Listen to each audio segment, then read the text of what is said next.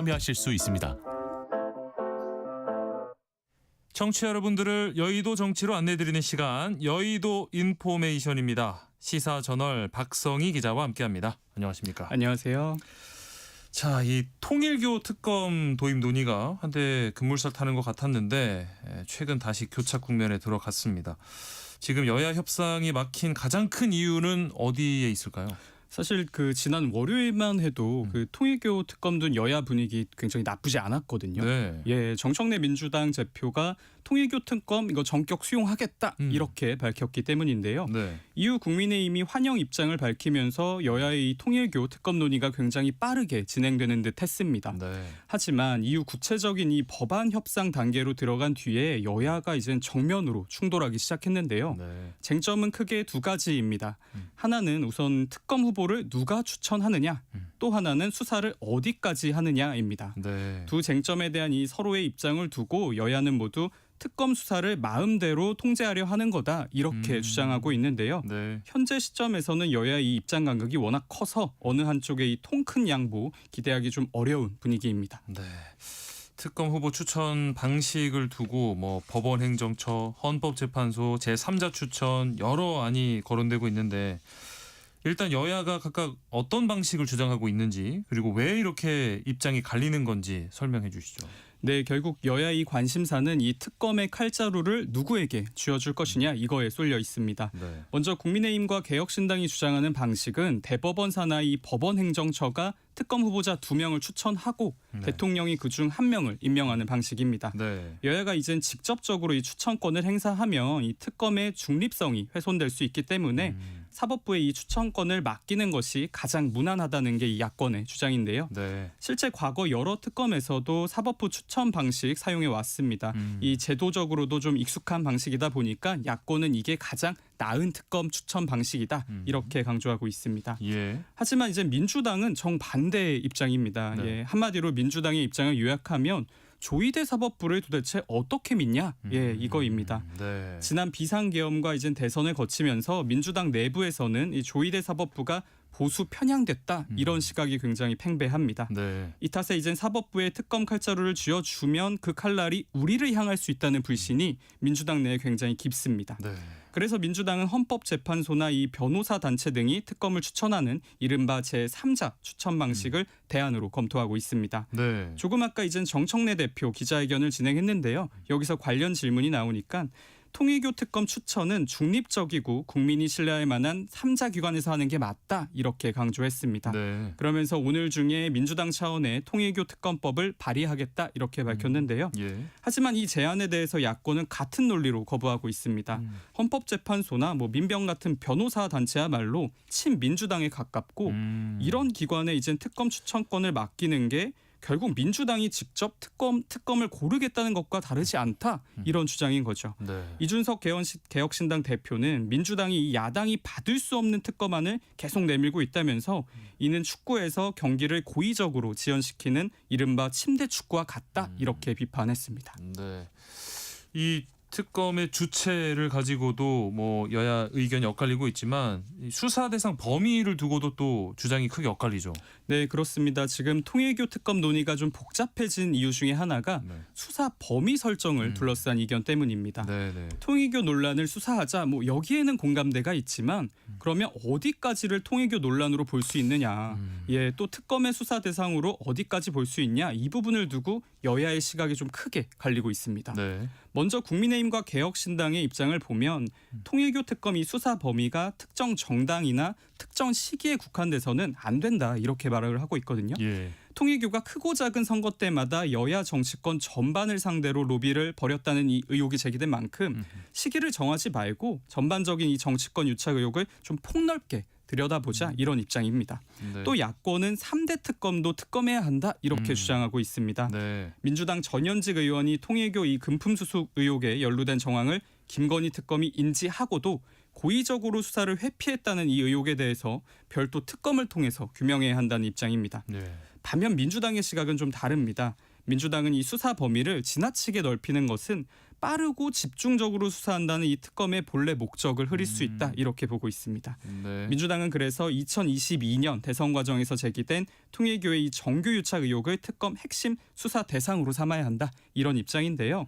다만 여권 일각에서는 오히려 이 특검판을 좀 키워도 된다 이런 주장도 나옵니다. 네. 예, 어제 민주당 지도부 한 관계자와 통화를 했는데요. 예. 국민의힘 책임당원 이 집단 가입 의혹이 제기된 신천지 그리고 이 통일교 방문 의혹에 휩싸인 나경원 의원도 특검 수사 대상에 넣어서 국민의힘이 위원정당 해산 청구 앞당겨야 한다 이렇게 강조했습니다.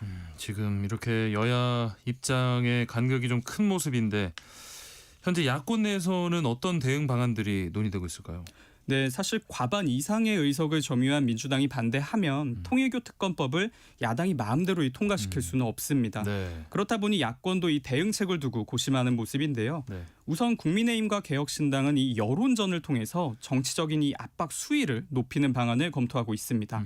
쉽게 말해서 통일교 특검을 원하는 국민이 더 많아지면 정확히는 야당이 주장하는 특검안에 찬성하는 국민이 더 많아지면 예. 민주당도 버티기 어려울 것이다 이런 판단인데요. 네. 이를 위해서 야권 일각에서는 이 장동혁 국민의힘 대표와 이준석 개혁신당 대표의 이 공동 단식이나 아니면 장외투쟁 같은 이 야권 차원의 공동 대응 카드가 거론되고 있습니다. 네. 장동혁 대표 어제 이 성탄절 예배를 마친 뒤에 기자들과 만나서 민주당이 만약 이 통일교 특검과 관련해서 전향적인 입장 변화를 보이지 않는다면 모든 특단의 조치를 강구하겠다. 모든 가능성을 열어두고 싸울 준비를 하겠다. 이렇게 강조했습니다. 예. 다만 이 취재에 따르면 국민의힘과 개혁신당 모두 단식과 같은 이 강경책은 최후의 카드로만 일단 준비해 두고 실제 이 실무 논의까지는 진행하지 않은 것으로 알려졌는데요.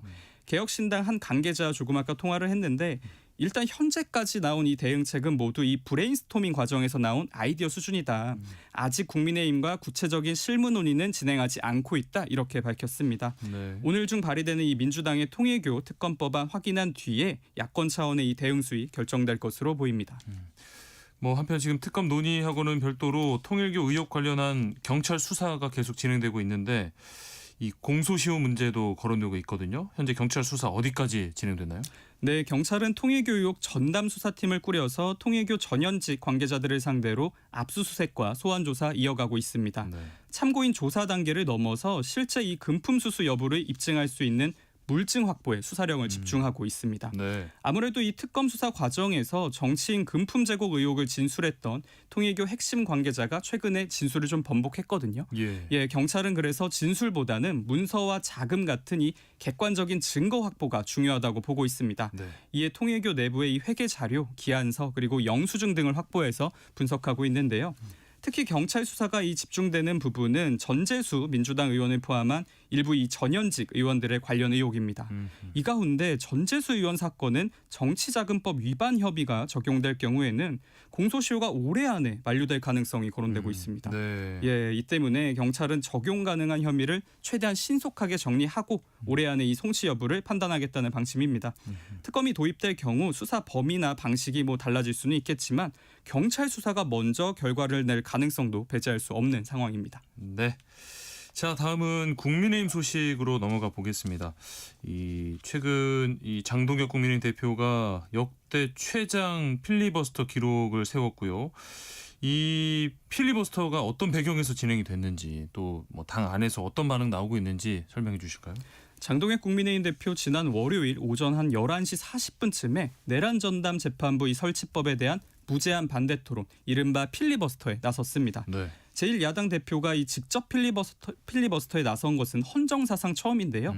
주목받은 것은 이 발언의 시간입니다. 예. 예, 장 대표 24시간 하루를 꼬박 채워 토론하면서 역대 최장 시간 필리버스터 기록을 남겼습니다. 예. 민주주의와 관련된 책 5권을 들고 연단에 오른 장 대표는 토론 내내 이 전담 재판부의 위헌성을 지적했는데요.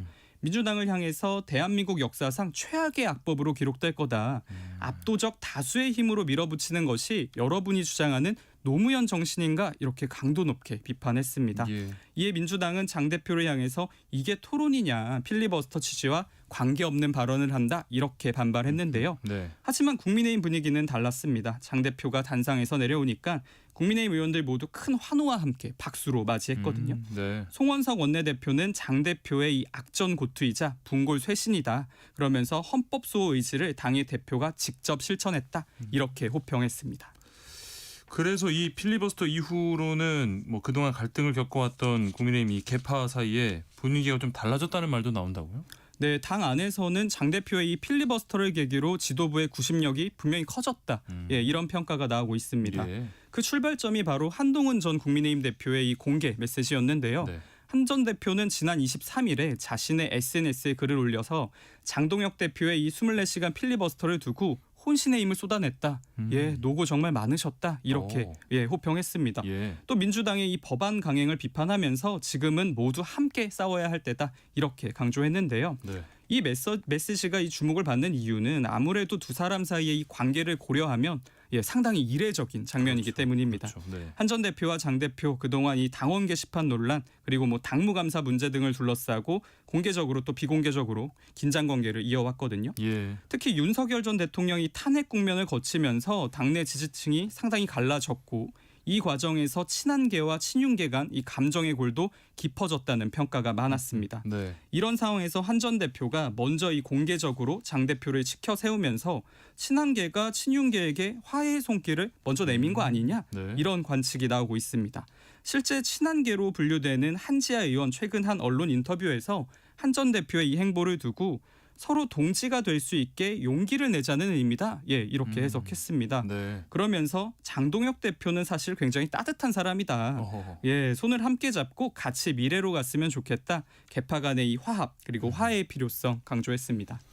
뭐 사실 그동안의 이 국민의힘 계파 갈등이 굉장히 첨예하게 진행이 됐는데 친한계와 친윤계 화해 가능성 여의도에서 어떻게 바라볼까요? 결론부터 말하면 뭐 당장 겉으로 보이는 메시지 변화가 곧바로 이 실질적인 화해로 이어질 가능성은 크지 않다는 시각이 우세합니다. 네. 예, 이 종전보다는 휴전 신호에 가깝다는 해석인데요. 한동훈 전 대표의 이 공개 메시지로 긴장이 좀 완화된 것은 사실이지만 그동안 이 누적된 계파의 갈등의 이 성격 그리고 그 깊이를 감안하면 단기간에 봉합되기는 좀 어렵지 않나 이런 분석이 많습니다. 예. 무엇보다 이 갈등의 뿌리가 단순한 이 개인 감정 문제가 아니라는 점이 좀 큽니다. 친한계와 친윤계의 대립은 이 당원 게시판 논란이나 뭐 특정 사안 하나 때문에 촉발된 게 아니거든요. 네. 예, 윤석열 전 대통령 탄핵 국면을 거치면서 사실상 이 노선 갈등으로 비화했다는 평가가 많습니다. 이 과정에서 양 지지층의 이 감정 역시 상당히 격렬해졌는데요. 네. 특히 장동혁 대표를 지지하는 지지층에서는 여전히 한동훈 전 대표에 대한 반감이 강한 편입니다. 계엄과 탄핵 과정에서 한 전 대표가 이 보였던 태도 그리고 이후 당권 경쟁 이 구도 속에서 형성된 이 인식이 쉽게 바뀌지는 않을 거다 이런 분석이 많습니다. 네. 또 당무감사위가 한동훈 전 대표를 둘러싼 이 당원 게시판 논란 계속 조사하고 있거든요. 네. 여전히 당무위 차원의 이 징계 권고 가능성이 거론되고 있어서 양 계파의 이 감정이 단기간에 해소되기는 어려울 것이다 이런 시각이 많습니다. 네. 한 1분 30초 정도 남은 것 같은데 정치권 일각에서는 이제 장동혁 대표가 한동훈 전 대표 말고 이준석 개혁신당 대표하고 관계 설정에 더 무게를 둘 수 있다 이런 관측이 나오거든요. 왜 이런 얘기가 나오는 걸까요? 아무래도 장 대표, 한동훈 전 대표는 협력의 대상이라기보다는 경쟁자라는 인식이 더 강합니다. 아하. 한동훈 전 대표 여전히 차기 당권 나아가서는 대권 주자로 거론되는 인물인데요. 네. 사실 장 대표도 당권 연임 나아가 대권까지 노릴 것이란 관측이 많습니다. 네. 실제로 친윤계 의원들 만나보면 장동혁 대표 입장에서 한동훈 전 대표는 언젠가는 넘어야 할 산이다. 예, 이런 말까지 나오는데요. 네. 그렇다 보니 장 대표가 잠재적인 경쟁자인 한 전 대표를 과연 품어줄 것인가? 예, 이런 관측이 많습니다. 반면 이준석 개혁신당 대표는 완전히 다른 위치에 있습니다. 네. 이미 국민의힘을 떠나서 개혁신당을 이끌고 있는 만큼 국민의힘이 당내 권력 경쟁 구도와는 좀 맞닿아 있지 않거든요. 네. 장 대표 입장에서 보면 이준석 대표는 내부 질서를 흔들지 않으면서도 외연 확장 가능성을 열어줄 수 있는 아하. 상대적으로 이 부담스럽지 않은 파트너인 셈이죠. 또 개혁신당과는 이 통일교 특검처럼 좀 사안별로 협력하거나 아니면 지방선거를 앞두고 이 시기에 따라 공조하는 식으로 장 대표 의지에 따라 이 협력의 수위를 조절할 수 있습니다. 그렇다 보니까 여의도에서는 이 장동혁 한동훈 연대설보다 장동혁 이준석 연대설의 시선이 더 향하고 있는 상황입니다. 네. 여의도 인포메이션 오늘 여기까지 하겠습니다. 시사저널 박성희 기자와 함께했습니다. 고맙습니다. 감사합니다. KBS 라디오 세상의 모든 정보